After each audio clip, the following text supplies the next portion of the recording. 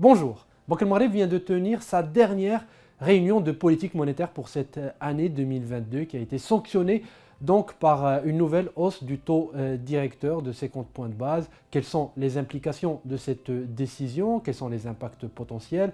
Et quel est surtout l'impact sur le financement du Trésor? On parlera de tout cela aujourd'hui avec Ahmed Zahani, économiste en chef chez CDG Capital Insight. Il répond à nos questions en duplex depuis Rabat. Si Ahmed, bonjour. C'est Adil, bonjour. Merci de répondre à nos questions. Alors, première question, évidemment, quelle est votre première réaction à cette décision de Banque El Maghreb? Comme prévu par CDG Capital Insight dans le cadre du flash pré-conseil publié en décembre 2022, le Conseil de Banque Maghreb a décidé de relever pour la deuxième fois consécutive le taux directeur de 50 points de base à 2,50%. On pense que cette décision découle de trois principaux facteurs. Le premier, c'est la durabilité de l'inflation en liaison avec la transmission du choc des biens importés vers les biens et services non échangeables. On pense que ce choc devrait être amplifié par l'engagement annoncé de la réforme de la compensation à partir de l'année 2024.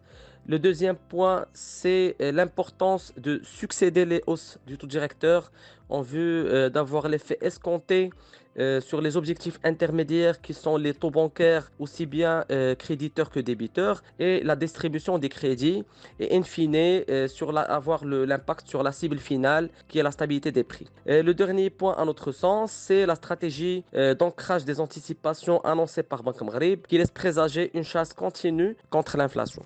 Alors, on en parlait déjà au lendemain du Conseil du mois de septembre. Les conditions de financement du Trésor deviennent un peu délicates, difficiles. Qu'en est-il maintenant après cette décision et quelle sera la tendance à votre avis en 2023? Comme précisé lors de notre dernier échange, le Trésor public fait face actuellement à des conditions de financement très restrictives, en liaison avec trois points. Le premier, c'est l'importance du besoin du Trésor qui sera alourdi par les tombées prévues en hausse de 17 milliards de dirhams en 2023. Le deuxième point, c'est l'orientation restrictive de la politique monétaire de Banque Maghreb avec qui laisse toujours des anticipations haussières chez les opérateurs qui sont principalement alimentées par la durabilité de l'inflation et l'engagement de la Banque centrale en fait de maîtriser et de garantir la stabilité des prix. Et le dernier point, c'est les conditions restrictives de financement à l'international avec la montée des taux et le tirage sur la LPL comme a annoncé M. Wali lors du point de presse qui réduit un peu les options du Trésor. Tant d'éléments qui laissent anticiper une année de financement difficile pour le Trésor, nécessitant probablement le recours à des mécanismes nouveaux et au financement bilatéraux à l'image de la ligne de crédit modulable du FMI et que le Maroc compte demander auprès du FMI comme annoncé par M. Louali. Dernière question, Ahmed Zahani, 50 points de base en septembre, 50 points de base en décembre, ça nous fait 100 points de base de hausse en l'espace de quelques mois. Louali lui-même a qualifié cette hausse de significatif en cet espace de temps si faible.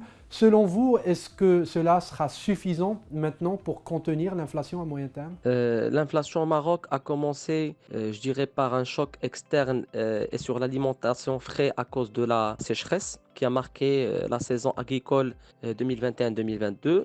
Toutefois, l'érosion, je dirais, du pouvoir d'achat des ménages et des opérateurs locaux a favorisé une transmission de la hausse des prix vers les biens non échangeables avec l'extérieur, notamment les biens locaux, ce qui a généré une durabilité, je dirais, de l'inflation. Les décisions de Banque Maghreb devraient contribuer à la baisse des prix, essentiellement à travers un ancrage des anticipations. Toutefois, je pense que la réforme de la compensation prévue pour l'année 2024 devrait compliquer cette mission, compte tenu de l'effet mécanique que devrait exercer cette réforme sur la structure des prix, principalement les rubriques alimentation et énergie. Merci beaucoup Ahmed Zahani, je rappelle que vous êtes économiste en chef chez CDG Capital Insight. Merci d'avoir pris le temps de répondre à nos questions. À bientôt, merci. Merci.